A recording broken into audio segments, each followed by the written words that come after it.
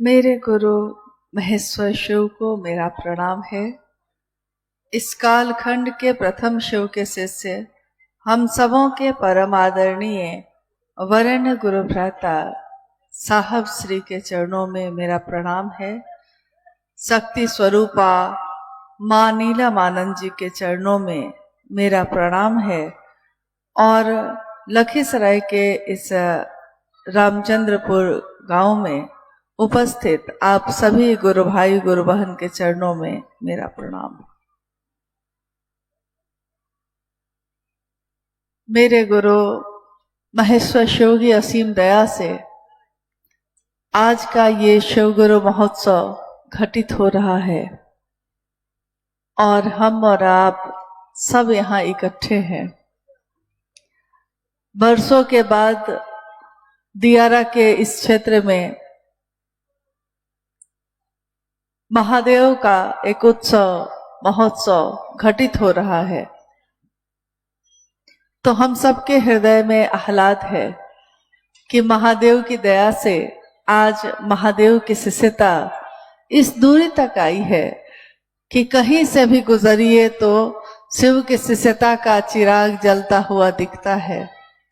कहीं न कहीं गुरु भाई गुरु बहनों के घर मिल जाते हैं। कोई गुजरता हुआ व्यक्ति और उसके हाथ में कंगन दिख जाता है, तो हम सबके हृदय आह्लादित हो जाते हैं कि गुरु भाई है, गुरु बहन है। इसका अर्थ है कि शिव की शिष्यता पल्लवित और पुष्पित हो रही है। सालों से जब से साहब श्री ने शिव के गुरु स्वरूप की बात शुरू की और उसकी व्याप्ति हो रही है, उन्होंने कहा कि महेश्वर शिव अनेक पदों पे हैं, अनेक स्वरूप है उनके। अघरेश्वर भी हैं वो, महाकौलेश्वर भी हैं वो, महामृत्युंजय भी हैं वो। जितने भी महाशब्द लगे हैं वो शब्द शिव के ही स्वरूप को इंगित करते हैं। शिव का वो स्वरूप जितने भी हैं सब व्याप्त हैं और पूरे विश्व में मुख्य रूप से भारतवर्ष के भूखंड में शिव की पूजा अर्चना का अविरल प्रवाह चलता ही जा रहा है।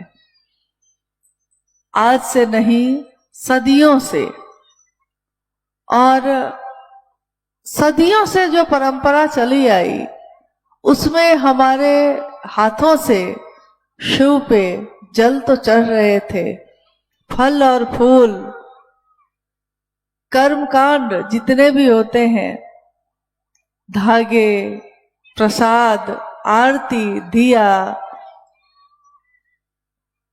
जल तो रहा था ये सब, परंतु हमारे हृदय का भाव नहीं था।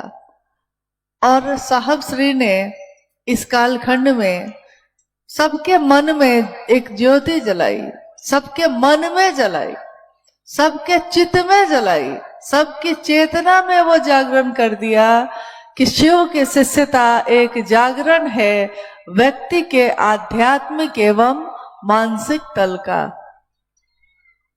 आध्यात्मिक तल और मानसिक तल। आध्यात्मिक तल यानी आध्यात्म के रास्ते पे चलने वालों के लिए, आध्यात्म की दुनिया में। आध्यात्म का अर्थ होता है स्वयं की खोज, खुद की खोज। हम कहाँ से आए हैं, हम कहाँ को जाएंगे, हम किस कारण से आए। आज इस जीवन में जब हम आए हैं तो हम किसी की बेटी हैं, किसी की बहू हैं, किसी के माँ हैं, किसी की पत्नी है। बहुत सारे रूप हैं, बहुत सारे स्वरूप हैं, परंतु इस जीवन में आने से पहले मैं किसकी क्या थी, इस जीवन से जाने के बाद क्या बनूंगी, ये तो मुझको पता नहीं। इस पार यानी इस धरती पे, इस पार प्रिय मैं हूं, प्रिय तुम हो। उस पार न जाने क्या होगा, न जाने उस पार क्या होता है। जब फूल खिलते हैं मुरझा जाते हैं, ये जो फूल खिलते हैं ये जीवन इनका इतना छोटा क्यों होता है, और फिर क्यों मुरझा जाते हैं। इंसान जन्म लेता है, फिर उसकी मौत हो जाती है, कहाँ से आता है, कहाँ को चला जाता है। इसी की खोज शुरू की थी साहब श्री ने। चमत्कार सीखना तो एक माध्यम था, एक बहाना था, लेकिन उनका मन खोजता था इन चीजों को कि आखिर ये चीजें घटित क्यों होती हैं। चमत्कार तो पल प्रतिपल हमारे जीवन में होता है। हमारी सांस चलती है, हमारे जीवन में प्राण चलता है, खून का प्रवाह हमारे रक्त धमनियों में चलता ही रहता है, दिल धड़कता रहता है, दिमाग सोचता रहता है।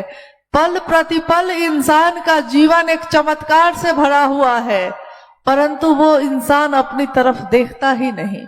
हम अपनी तरफ देखते ही नहीं। हम क्यों आए, क्या उद्देश्य है मेरा।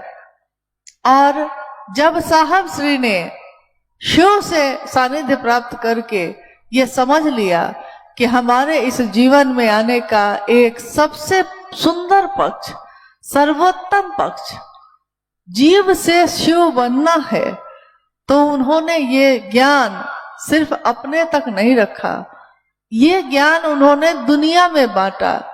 उन्होंने कहा कि आप आज तक शास्त्र पढ़ते रहे, शास्त्रों को पढ़ के, किताबों को पढ़ के, साहित्य को पढ़ के कोई शास्त्रविद हो सकता है, कोई शास्त्र का ज्ञाता हो सकता है, परंतु वो आत्मविद नहीं हो सकता, आत्मा के तल पे जगा हुआ इंसान नहीं हो सकता। उसने किताबें पढ़ ली हैं, उसने शास्त्रों को पढ़ लिया है, मंत्रों के जप करते करते इतने मंत्र का जप कर लिया है, इतने मंत्रों को याद कर लिया है, श्लोक को याद कर लिया है कि मंत्रविद तो हो गया परंतु आत्मविद न हो सका। और शिव के शिष्यता मानसिक तल पे जागरण कराती है। जिन मंत्रों को हम पढ़ के याद करके बोलते हैं, शिव के शिष्यता में एक ऐसा जागरण होता है व्यक्ति के मन में कि वो बिना किताब पढ़े, बिना शास्त्रों का अध्ययन किए भी शिव पे घंटा 2 घंटा बोलता ही रह जाता है, सुनने वाले सुनते ही रह जाते हैं और समझ नहीं पाते कि इसके अंदर, जिसने कभी अक्षर का ज्ञान भी ना लिया हो, इसके अंदर ये ज्ञान का प्रस्फुटीकरण कहाँ से हो रहा है, ये ज्ञान की धारा फूटती कहाँ से है। शिव के ज्ञान, शिव का ज्ञान जब किसी में उतरता है, जैसा हम कहते हैं अज्ञान तिमिरांधस्य ज्ञानांजन शलाकया, अज्ञान रूपी जो तमस है, जो अंधेरा है, उसमें अज्ञान तिमिरांधस्य ज्ञानांजन शलाकया, यानी ज्ञान की शलाका से, ज्ञान के काजल की स्याही से शिव तमस में डूबे हुए मन को, अंधेरे में डूबे हुए मन को भी रोशन कर देते हैं, रोशनी से भर देते हैं। इसीलिए आज चाहे हम किसी भी जाति के हों, किसी भी धर्म के हो, किसी भी वर्ण संप्रदाय लिंग के हों, चाहे हम खूबसूरत हो या कुरूप हो, चाहे हम अमीर हो या गरीब हो, परंतु हमारा मन जग गया है महादेव के लिए। इसलिए महादेव मुझको अच्छे लगते हैं, इसलिए महादेव का नाम अच्छा लगता है। महादेव महादेव करते करते ये जीवन बीत जाए, तेरे चरणों में गिर जाए, मर जाए हम, इस तरह हमारी मिट्टी ठिकाने लगे। शिव का शिष्य अब ये चाहता है, वो नहीं चाहता कि उसको दुनिया में क्या मिलेगा क्या ना मिलेगा, ये धरती मिलेगी कि नहीं मिलेगी, ये आसमान मिलेगा कि नहीं मिलेगा, कि 10 बंगले बनेंगे कि नहीं बनेंगे, लेकिन शिव मेरे हो जाए, ये चाहत जग गई, ये इच्छा जग गई।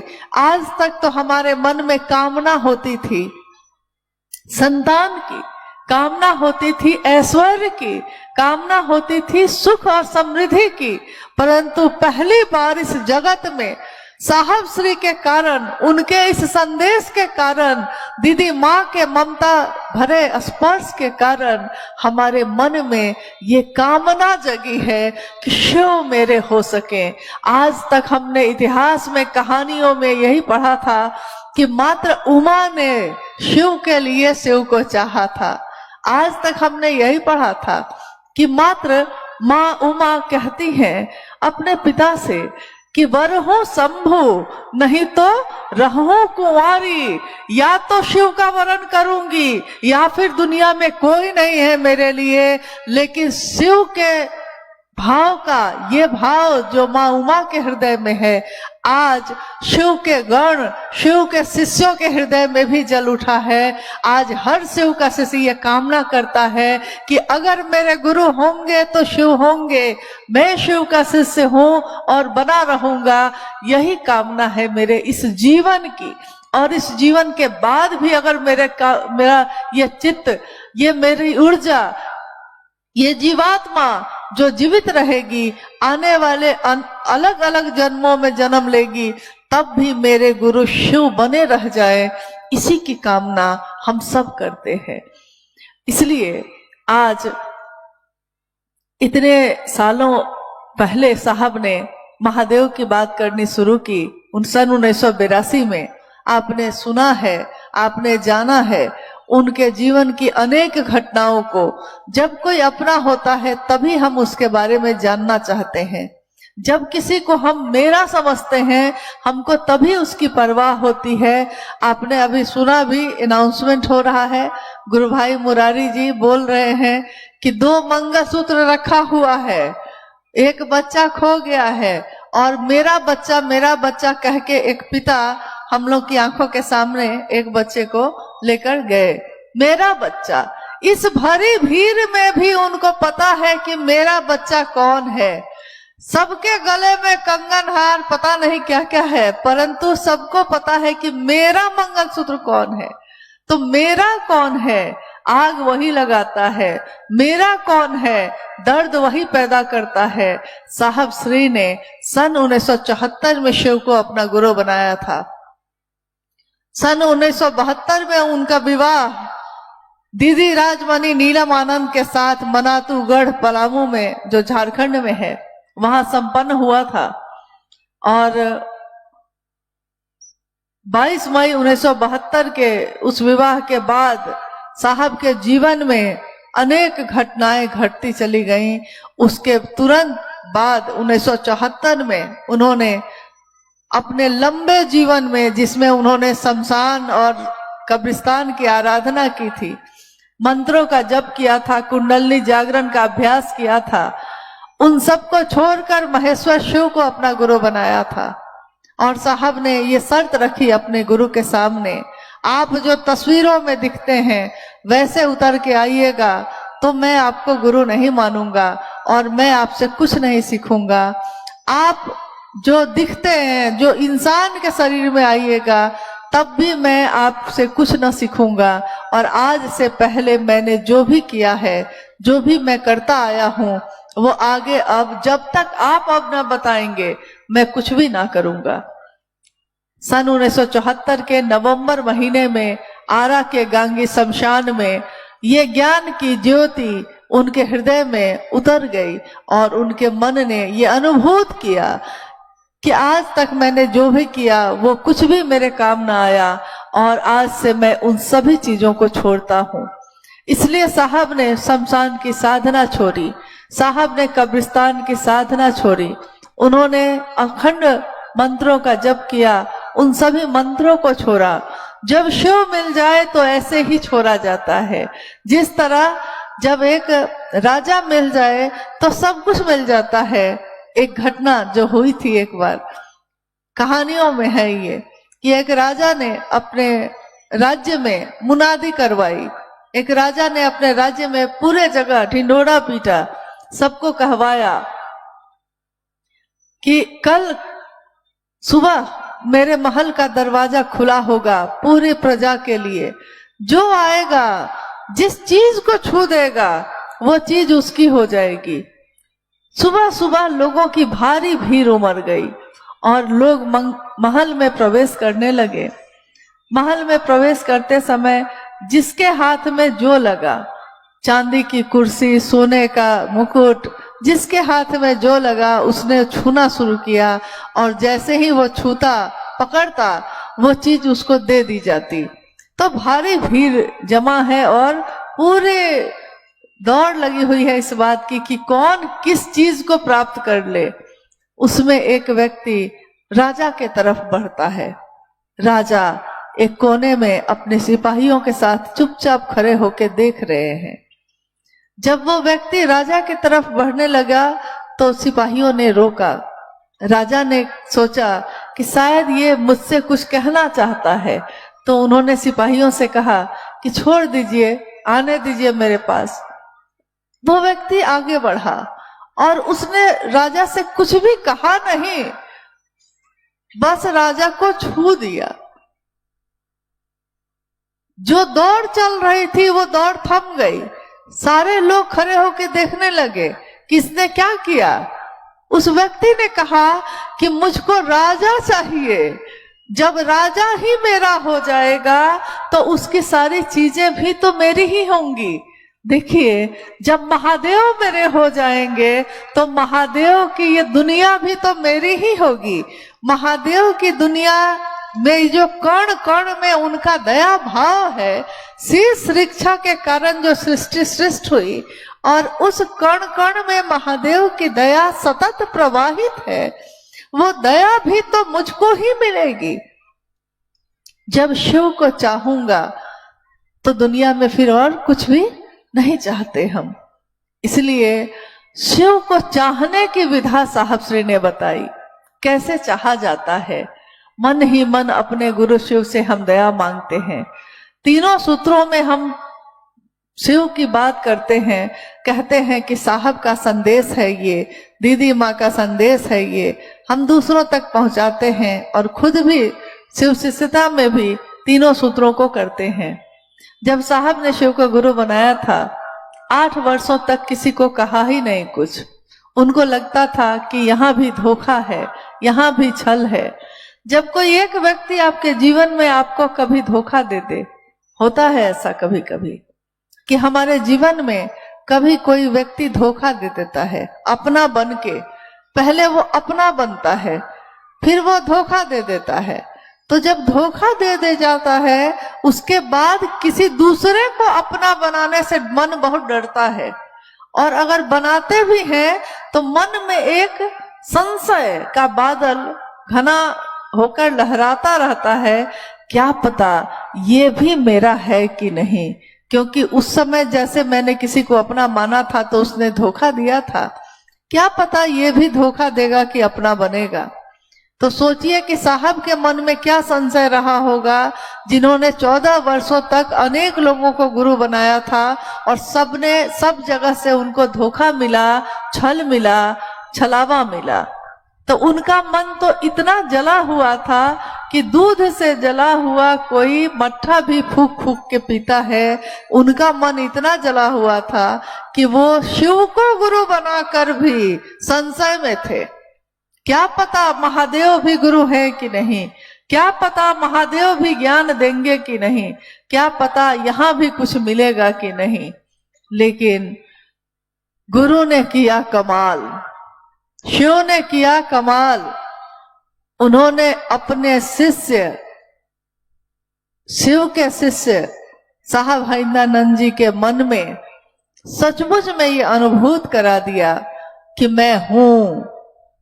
और पहली बार साहब श्री ने जब वो पाटन से मधेपुरा आए 1982 में, उन्होंने लोगों से कहना शुरू कर दिया, जब पानी ग्लास में भर जाता है और पानी उसमें डाला जाए तो नीचे कैसे गिरने लगता है। जब हमारा हृदय किसी प्रेम से, किसी भाव से भर जाता है तो हम उस बात को लोगों को पहुंचाने लगते हैं, लोगों से कहने लगते हैं। उसी तरह उस दिन साहब का मन भी शिव भाव से भर गया, और जब शिव भाव से भर गया तो वो अपने मन में शिव के भाव को दूसरों तक पहुंचाने लगे।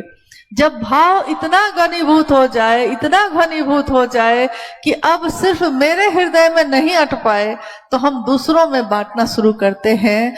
मुझको खुशी मिली इतनी कि मन में ना समाए, पलक बंद कर लूं कहीं छलक ही ना जाए। यानी हम पलक बंद करने लगते हैं कि मन में जो खुशी है वो आंखों से ना छलक जाए। तो साहब के मन में जो शिव को पाने की चाहत जो इतनी प्रबल हो गई थी, इतनी भर गई थी कि वो दूसरों से भी महादेव की बात करने लगे। हालांकि लोगों ने उनसे कहा कि हमको पता है कि शिव गुरु हैं, शास्त्रों में लिखा है, वेदों में लिखा है, पुराणों में लिखा है। तो चारों वेद, 18 पुराण और उपनिषद, कितने ग्रंथ, कितने साहित्य साहब ने लाइब्रेरी से मंगवाए और उन सबको पढ़ा। साहब कहते हैं कि जब मैंने पढ़ा तो मुझको लगा कि बताइए, हर जगह इतिहास से लेकर आज तक, निवर्तमान से लेकर वर्तमान काल तक, सब जगह लोगों ने लिखा, सकला कल रूपाय संभवे गुरुवे नमः, तुम त्रिभुवन गुरु वेद बखाना। संभवे गुरुवे नमः से प्रदीप्त ये दुनिया शंभु को गुरु क्यों नहीं मान सकी, शिव को अपना गुरु क्यों नहीं बनाया लोगों ने। जैसा अभी अनुभैया कह रहे थे कि इस स्कूल में मास्टर ही मास्टर है और विद्यार्थी नहीं है, तो उस विद्यार्थी के नहीं होने के कारण गुरु का पद भी अर्थहीन हो जाता है, बेमतलब का हो जाता है। शिव जगत के गुरु हैं। गुरु की अनंत श्रृंखला में सर्वोच्च गुरु है शिव। जहां से शुरुआत होती है, आदि गुरु है शिव। शिव के गुरु स्वरूप पे बहुत सारी बातें लिखी गई, परंतु शिव का शिष्य ही कोई नहीं है, गिनती में है। जो जगत का गुरु है उसका शिष्य नहीं कोई। जो शरीर में गुरु है उसके लाखों शिष्य हैं। जो सदगुरु है उसके करोड़ों शिष्य है। और जो जगत गुरु है तो जगत का एक एक व्यक्ति उसका शिष्य क्यों नहीं है। आध्यात्म में आए इस आह्लाद ने अंतः प्रेरणा जगाई साहब के मन में। अंतः प्रेरणा यानी उनके अंदर में ये स्वतः प्रेरणा जगी कि मुझको जो मिला है मैं दूसरों को भी बताऊंगा। और उन्होंने दूसरों से ये बात कहनी शुरू की। माँ दीदी नीलम आनंद हमेशा साहब को ये कहती, आप बताइए ना लोगों को, लोग आपकी बात सुनेंगे। साहब कहते माँ को कि क्या लोग मेरी बात सुनेंगे, तो वो अक्सर ये बात कहती, लोग आपकी बात जरूर सुनेंगे। आज लोग आपके बात को मान नहीं रहे, शिव को गुरु नहीं बना रहे, लेकिन एक दिन ऐसा आएगा, एक दिन ऐसा आएगा, माँ कह रही है कि एक दिन ऐसा आएगा कि देखनिहार को भी धरनिहार नहीं मिलेगा। लोग देखनिहार को धरनिहार का अर्थ मतलब समझे। ऐसी इमारत बुलंद होगी, इतनी बुलंद इमारत होगी कि आकाश तक पहुंचेगी और लोग देखते देखते गिर जाएंगे नीचे। इतने लोग होंगे, इतने शिव के शिष्य होंगे। आज जब शिव शिष्यों की गति इतनी तेज है, इतनी प्रबल है, तो देखकर माँ की वो पंक्ति हमेशा याद आती है कि देखनिहार को धरनिहार नहीं होगा। आज गिनती नहीं की जा सकती कितने शिव के शिष्य हैं।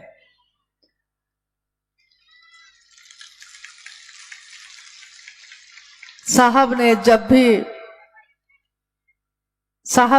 भी शिव की बात आगे बढ़ाई तो धीरे धीरे कुछ 100 लोग जुड़े।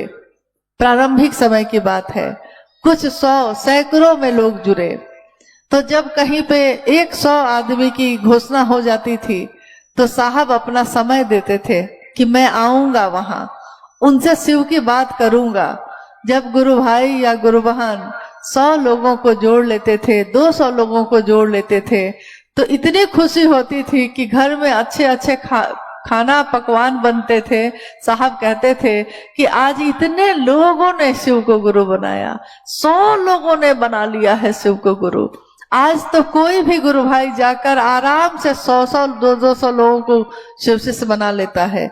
लेकिन जब खेती ही नहीं थी, क्योंकि साहब ने सोचा था कि खेती करूंगा शिव शिष्यों की, परंतु उन्होंने जब दुनिया के तरफ देखा तो उनको लगा कि मैं खेती क्या करूंगा, खेत ही नहीं है, खेत होगा तब ना खेती करूंगा, लोग जुड़ेंगे तब ना उनको शिव का शिष्य बनाऊंगा, तो यहाँ खेत ही नहीं था। उन्होंने लगातार कोशिश की और लोग शिव के शिष्य बनने लगे। सन 1986 में साहब को आकाशवाणी मिली जिसमें ये कहा गया कि जो तुम करते हो दूसरों को करने के लिए कहना, और साहब ने समझा कि एक व्यक्ति अकेला कितना महादेव का काम कर सकेगा, और महादेव के आदेश में बल है, महादेव के आदेश में ताकत है, ऊर्जा है।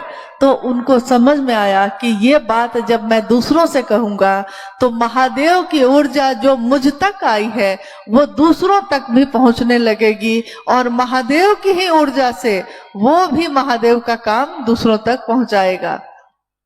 उन्होंने फिर लोगों से ये कहना शुरू किया।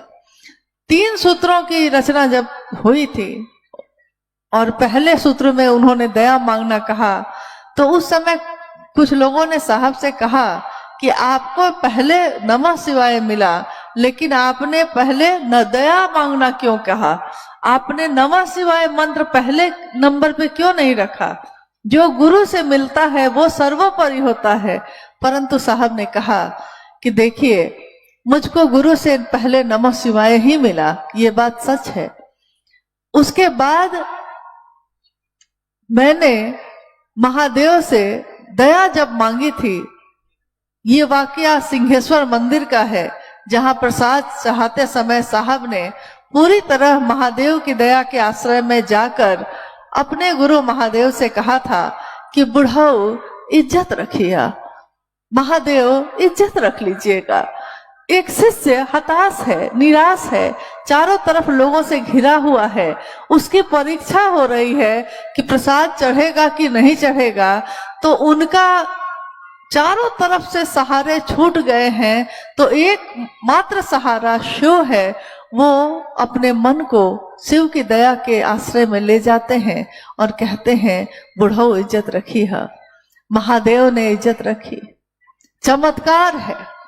लोगों ने दरवाजे के दरार से देखा कि जो थाली उन्होंने चढ़ाई थी जिसमें 50 रसगुल्ले थे, दाहिने तरफ रखा था, अब बाईं तरफ है, और दरवाजा खोला गया तो देखा जा रहा है कि 15 रसगुल्ले उसमें है ही नहीं, गायब है। बाकी जो बचे हुए 35 रसगुल्ले हैं, लगता है किसी ने उसको ब्लेड से काट कर 2 भाग में बराबर बराबर कर दिया है। और उस समय हर हर महादेव, महादेव के नाम की गूंज उस मंदिर परिसर में गूंज उठी। लोगों ने प्रत्यक्ष देखा कि महादेव की दया ना हो तो यहाँ कुछ भी संभव नहीं है, महादेव की दया हो तो किम न सिद्धते भूतले, इस भूतल पे ऐसा क्या है जो सिद्ध ना होगा, जो आप चाहिएगा और नहीं होता। और आपके चाहने से मौसम बदलता है। क्या मेरी ये ताकत है? क्या आपकी ये ताकत है? मौसम बदलता हमारी आपकी ताकत से नहीं है। हमने जिसका सहारा ले लिया है, हमने जिनका साथ ले लिया है, उनकी सोच में बल है। शिव के शिष्य साहब हरिदानंद जी ने सोचा था कि शिव के शिष्य होंगे लोग शिव के शिष्य हुए। जो ऊर्जा का संचरण उस मानव तन पे हुआ, महादेव के द्वारा हुआ, उस मानव तन का जिसका नाम है साहब हरिदानंद, अक्षय स्रोत हैं वो ऊर्जा के। वो चाहे तो दिन को रात करे, वो चाहे तो रात को दिन करे, वो चाहे तो धूप में ठंडक का एहसास करे, वो चाहे तो तपती धूप में बादल की छाया बनाए, वो चाहे तो पतझड़ को बसंत में बदल दे, और चाहे तो चारों तरफ रिमझिम बारिश कर दे। उनकी चाहत में बल है, क्योंकि उन्होंने साहब ने शिव को चाहा। तो जिसने शिव को चाहा है उसकी चाहत में ये बल तो अपने आप आता है। जो शिव की बात करता है, जो शिव को ही चाहता है, और किसी को नहीं चाहता, वो शिव स्वरूप होता है और शिव ही हो जाता है। ये तो शास्त्रों ने भी कहा है, तो इस बात में क्या संशय है किसी को भी। साहब ने इसीलिए पहला सूत्र बनाया दया मांगना, दूसरा सूत्र बनाया चर्चा करना, तीसरा सूत्र बनाया नमः शिवाय से प्रणाम करना, अपने गुरु शिव को प्रणाम करना। नमः शिवाय शिव का प्राण मंत्र है। नमः शिवाय एक ऐसा मंत्र है जिसको ध्वनात्मक मंत्र भी कहा जाता है, प्रणव मंत्र है। ये अर्थ ये हुआ कि ध्वनि है, ये ध्वनि का प्रकटीकरण है ये। और प्रणव मंत्र यानी जहां से शुरू ही हुआ है, जहां से शब्दों का प्रकटीकरण हुआ है। नमः शिवाय एक ऐसा मंत्र है जो सीधे एक दिन जब गुरु द्वारा प्रदत्त मंत्र होता है, गुरु जो मंत्र देते हैं, और गुरु का मंत्र अभिन्न होता है, एक भी नहीं होता, दो भी नहीं होता, अभिन्न होता है। यानी एक ही सिक्के के दो पहलू होते हैं। गुरु द्वारा प्रदत्त मंत्र जब जपकर्ता के प्राण में उतर जाता है, तो एक दिन जपकर्ता का यानी जो जप रहा है उसका भी प्राण मंत्र बन जाता है। और जब ऐसा होता है कि गुरु का मंत्र और जपकर्ता तीनों एक हो जाते हैं, तो प्रारब्ध और काल को भोगने की व्यवस्था का भी संहार वो कर सकते हैं। जो कर्म फल हमको भोगने लिखे हैं, हमारा मन भैरव बनकर उन सभी को विनष्ट करता है। कर्म फल भोगने की व्यवस्था भी एक दिन खत्म हो जाती है। शिव की शिष्यता जागरण सिर्फ शब्दों में नहीं है, ये सचमुच में अध्यात्म के तल पे जगने की विधा है, मन के तल पे जगने की विधा है। जो तीन सूत्र करते हैं उनका मन इस बात को समझता है, अनुभूत करता है और ये कहता है कि सचमुच में शिव आज भी गुरु हैं, गुरु का काम करते हैं। और शिव का शिष्य अपने गुरु का सहारा लेकर दुनिया में तेज गति से चल रहा है, चलता रहेगा। चलने की विधा है ये, रुकना हमारा काम नहीं है, चलना हमारा काम है। हम चलते रहेंगे, दूसरों को महादेव महादेव कहकर महादेव के तरफ प्रेरित करते रहेंगे। यही गुरु का आदेश है और यही हमारा कर्तव्य भी है। आइए आज के इस शिव गुरु महोत्सव में कुछ जिज्ञासाएं आई हैं, तो हम लोग उन जिज्ञासाओं पे भी बात करते हैं, अगर आई हैं तो। जी दीदी, हालांकि आपने चर्चा में जिज्ञासा का समाधान किया है, फिर भी जिज्ञासा है, कर्म फल क्यों बनता है? ऐसा क्या करें जिससे कर्म फल ना बने? देखिए, कर्म फल तो बनता ही है, अच्छा भी बुरा भी। नहीं बनेगा एक ही स्थिति में, जब जीव शिव हो जाएगा। शिव का अनुग्रह भाव, शिव का दया भाव जब जीव को शिव बना लेता है, तो अब जीव नहीं है, अब वो शिव है। तो जब शिव है तो कर्मफल नहीं बनेगा, जब शिव से मिल गया तो कर्मफल नहीं बनेगा। परंतु अगर उसका जन्म हुआ है, और जन्म हुआ है तो मृत्यु भी होगी, तो जन्म जब हम लेते हैं तो काल लागू होता है। जब भी किसी चीज का, जब कोई नई चीज बनती है, जब कोई चीज मैन्युफैक्चरिंग होती है, तैयार होती है, तो एक दिन उसका एक्सपायरी डेट भी होगा, एक दिन उसकी मौत भी होकर रहेगी। इस बीच में वो जो भी करता है या जो भी सोचता है, इसमें महत्वपूर्ण बात है साहब ने कही कि कर्म फल कैसे बनता है, आपकी सोच से बनता है। आपने किसी की हत्या नहीं की है, परंतु आपने दिन रात ये सोचा है कि उसकी हत्या हो जाए, वो मर जाए, वो मरता क्यों नहीं है। आप दिन रात यही सोच रहे हैं। यहाँ धरती पे इसकी कोई सजा नहीं है, परंतु आसमान में इसकी सजा है, क्योंकि आपके मन ने जिस चीज को बार बार सोचा है, बार बार किया है, उसके अनुसार आपके कर्मफल तो बनेंगे ही बनेंगे। वो आज हमारा ये जीवन है, इससे पहले भी इस जीवात्मा का न जाने कितना जन्म हुआ होगा, उस जन्म में हमने क्या किया होगा, क्या नहीं किया होगा, उसके कर्मफल आज हमको मिलते हैं। कोई बच्चा महल में पैदा होता है, कोई बच्चा झोपड़ी में पैदा होता है, उस बच्चे ने तो अभी कुछ भी नहीं किया है, फिर आखिर किस कर्मफल के कारण उसका जन्म किसी का अमीर में और किसी का गरीब में हो गया? किस कर्मफल के कारण कोई बिल्कुल स्वस्थ होता है और कोई बीमार ही पड़ा रह जाता है? कुछ न कुछ तो किया होगा, कुछ संचित है, कुछ प्रारब्ध है, कुछ क्रियामान है। संचित यानी पूर्व जन्म से चला आ रहा है, क्रियामान जो अभी हम कर रहे हैं। तो हमारी सोच क्या है, हमारे द्वारा किया क्या जाता है? साहब ने शिष्यानुभूति में लिखा कि शिव के शिष्यों का सामान्य भावाचरण भी जगत के लिए अनुकरणीय है। एक शिव का शिष्य क्या बोलता है, क्या सुनता है, क्या करता है, वो कैसे उठता है, वो कैसे बैठता है, वो कैसे दूसरों के बारे में सोचता है, वो दूसरों का शुभ सोचता है, दूसरा का हित सोचता है, तो उसका भी होगा। आप दुनिया में जो दीजिएगा वही आपको वापस मिलेगा। ये जीवन का समंदर है, इस समंदर में चप्पल फेंकिएगा तो वापस चप्पल ही मिलेगा, प्रेम फेंकिएगा तो प्रेम ही मिलेगा, और शिव दीजिएगा तो शिव ही वापस मिलेंगे। हम देना क्या चाहते हैं, तो हमारे ये कर्मफल तब सुनिश्चित होंगे कि हम अपने मन में क्या सोचते हैं, दूसरों को क्या देना चाहते हैं।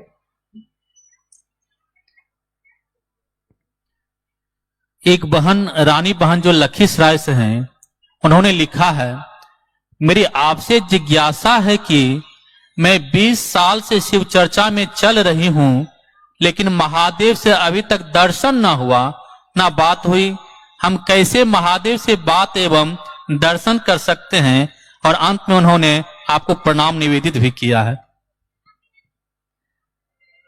एक गुरुभान है जिन्होंने कहा है कि महादेव को गुरु बनाए हुए 20 वर्ष हो गए हैं और महादेव का दर्शन नहीं हुआ है।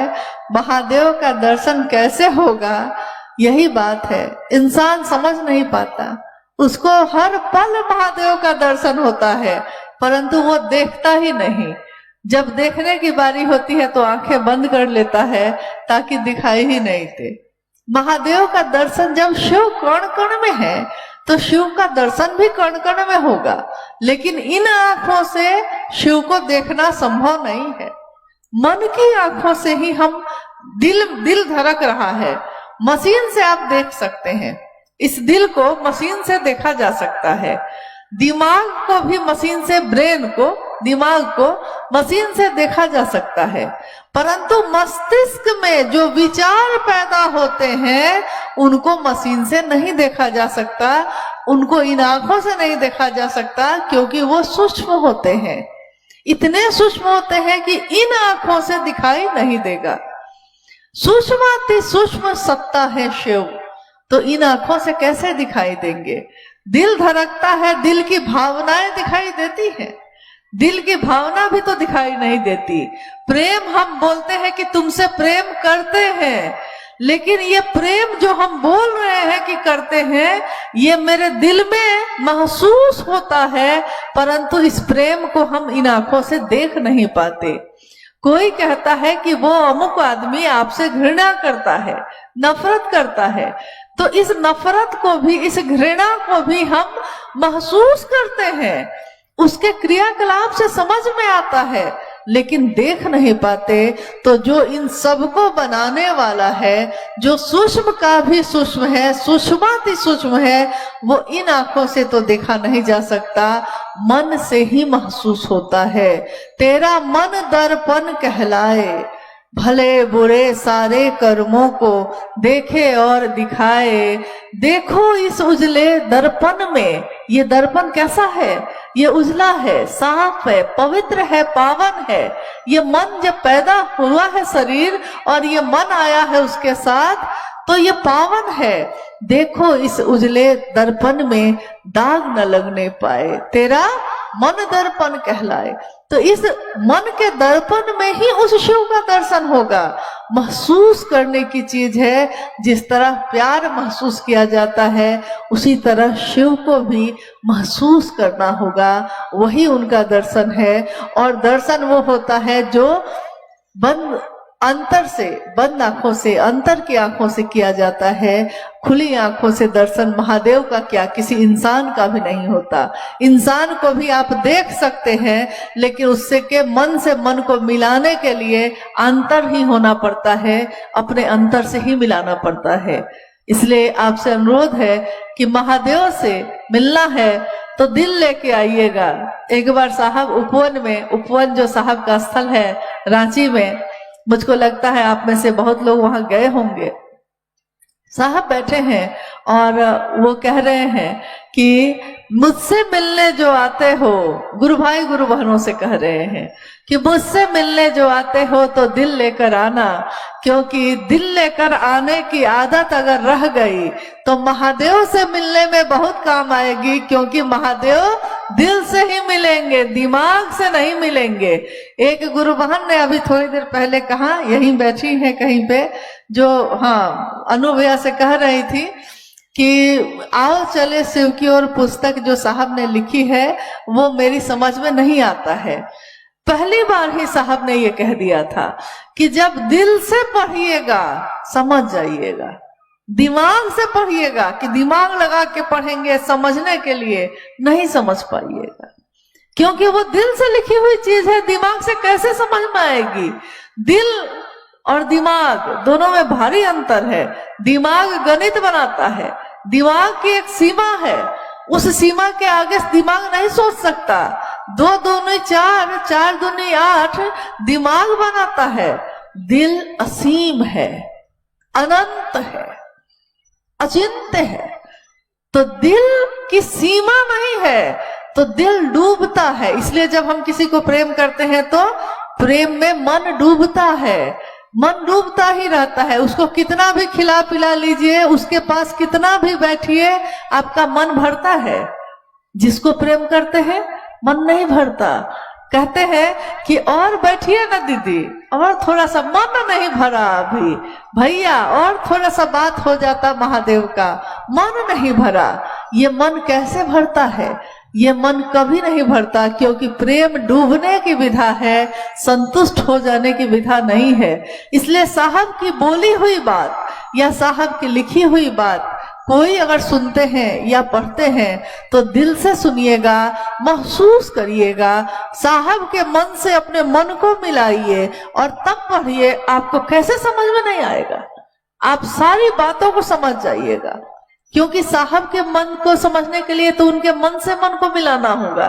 इसलिए उनसे दया मांगकर, उनके मन से मन को मिलाकर तब पढ़िए और तब बताइए कि आप समझे कि नहीं समझे। शिव को गुरु मानकर लौकिक और पारलौकिक मनोरथ स्वतः सिद्ध हो जाते हैं। दीदी, स्वतः शब्द क्या कर्म के सिद्धांत के प्रतिकूल नहीं है? समझाने का प्रयास किया जाए। स्वतः शब्द कर्म के प्रतिकूल, कर्म के सिद्धांत के प्रतिकूल नहीं है। कर्म के सिद्धांत के प्रतिकूल नहीं है।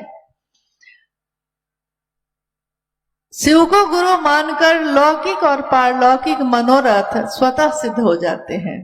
लौकिक, पहले इस पे हम लोग बात करते हैं। लौकिक मनोरथ क्या है? लौकिकता में आप बहुत मांगिएगा महादेव से तो क्या मांगिएगा? आप बहुत चाहिएगा तो क्या चाहिएगा? घोड़ा, गाड़ी, घर, खेत, संतान, समृद्धि, सुख से रहना, स्वस्थ रहना। लौकिक जीवन में इससे ज्यादा, क्योंकि लौकिक जीवन दिमाग से चलता है।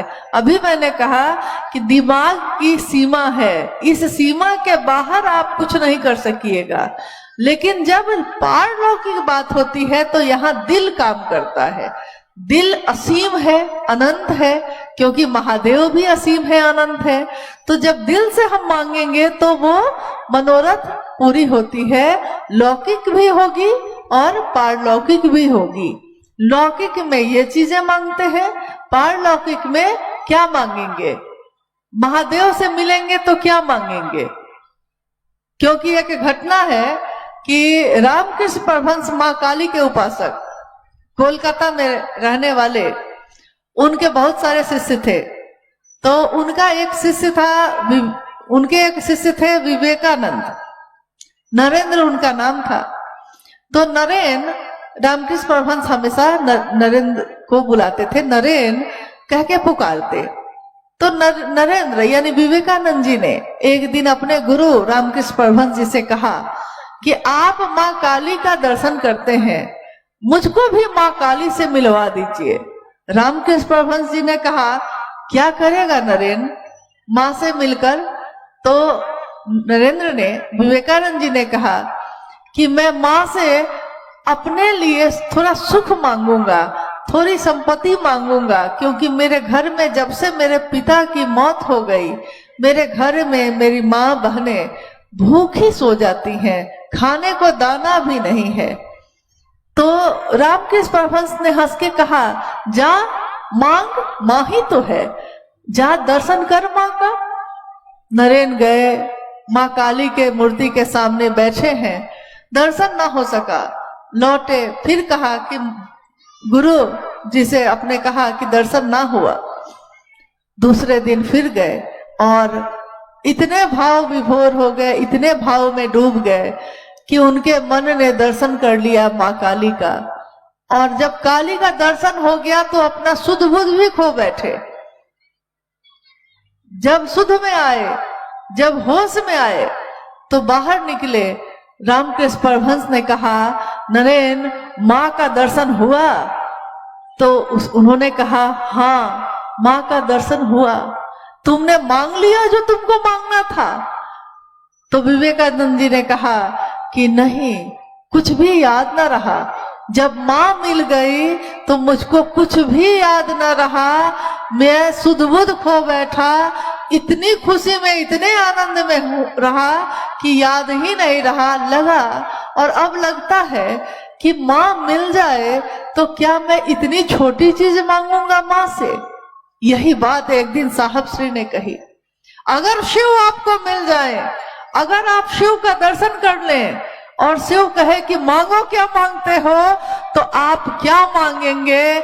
आपके मुंह से अगर निकल सकेगा तो यही निकलेगा, आपको मांगता हूं, महादेव आपको मांगता हूं, आपसे कुछ नहीं मांगता। इससे ज्यादा आप क्या मांगिएगा? तो जब महादेव मिलेंगे तो लौकिक और पारलौकिक दोनों मनोरथ खुद सिद्ध हो जाते हैं, मिल जाते हैं। तब कर्म फल भोगने की व्यवस्था भी नहीं रहती।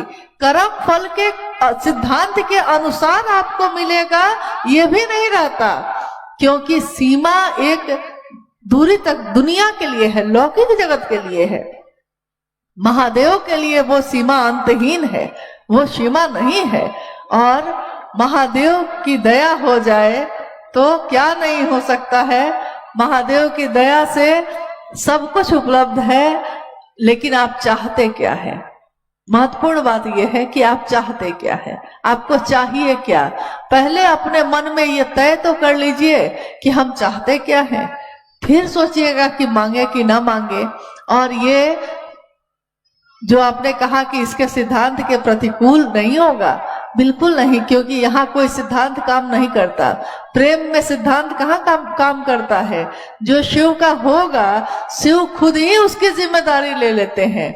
सोचिए, और आपने पढ़ा भी होगा शिष्यानुभूति में, जब साहब ने लिखा है कि अगर विश्व का मानव, इसकी व्याख्या उन्होंने की है कि विश्व का मानव विचारों में भी अगर शिव को गुरु मानता है, तो विश्व का मानव अगर शिव को अपना शिष्य भाव अर्पित करता है, तो शिव को, महागुरु महादेव को, शिव को विश्व के मानव के अभ्युदय का भार लेना ही पड़ेगा। यानी ये उनके तरफ से ये जबरदस्त बात कही गई कि आपको महादेव ये करना ही पड़ेगा। अगर विश्व का मानव आपको पुकारता है तो उसकी जिम्मेदारी आपको लेनी पड़ेगी। और महादेव लेते हैं, महादेव उसके अभ्युदय का भार वहन करते हैं। हाँ, देखिए, जिज्ञासाएं बहुत हैं और जिज्ञासाओं का अंत नहीं होता है, लेकिन जब प्रेम हो जाता है, होता है, अच्छा, जब प्रेम होता है तब जिज्ञासाएं शांत हो जाती हैं। कहा है किसी ने बड़ा खूब कि अगाध प्रेम मूक हो जाता है। अगाध प्रेम यानी गहरा प्रेम, बहुत गहरा प्रेम जब किसी से हो जाए तो शब्द बोल नहीं पाते, मुंह से बोल ही नहीं निकलती। कोई बहुत प्रिय व्यक्ति अगर अचानक सामने आ जाए तो आपके मुंह से बोली निकलती है, हड़बड़ा जाते हैं, आह्लाद से भर जाते हैं, उसको सीने से लगा लेते हैं, आंख से आंसुओं की झड़ी लग जाती है, मुंह से कुछ बोल नहीं पाते। तो जब महादेव से मन मिलता है तो जिज्ञासाएं भी खत्म हो जाती हैं। परंतु ये जिज्ञासा कुछ जिज्ञासा थी जिसका उत्तर हम लोगों ने किया। आगे की सारी जिज्ञासाएं महादेव को अर्पित है, मेरे गुरु शिव को अर्पित है। और इस गुरु मंच पे बहुत सारे नाम आए हैं घोषणा के लिए, शिव का शिष्य होने के लिए। मेरा अंतःकरण ये कहता है, मेरा मन ये कहता है कि जिसने भी अपना नाम गुरु के मंच पे भेजा है घोषणा के लिए, आज से और अभी से इन सभी भाई बहनों का नाम शिव के अंतरिक्ष साम्राज्य में संप्रेषित किया जाता है। कृपया दर्ज हो, जागा जागा